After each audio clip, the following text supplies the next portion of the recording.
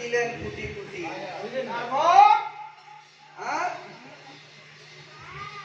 তখন কিতাব করছেন জানেন না क्या ব্রহ্মপুত্র যত জীব আছে বুঝছেন সব ব্রহ্মপুত্রে এইভাবে ভাসমান জীব বলা আসলা। আচ্ছা আচ্ছা হ্যাঁ আরে জীবগণকে রক্ষা করার লাগি পর্বত পাথর কাটি আর তীর্থ সৃজন ভগবান কোটি কোটি। আরে ব্রহ্মপুত্র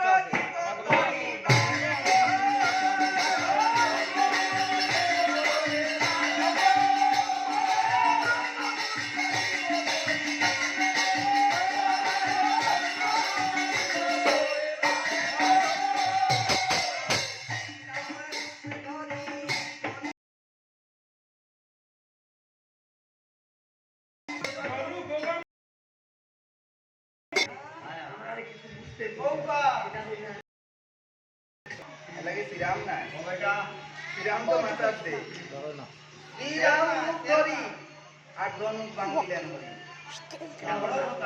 এই ধনুক কেনে ভাঙা হয়েছিল ওয়েন কইতে বাবা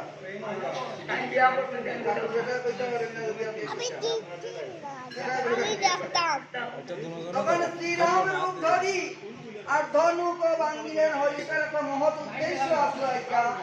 এই ধনুক ভাঙিয়া দিবা করতো সীতা দেবী করিলেন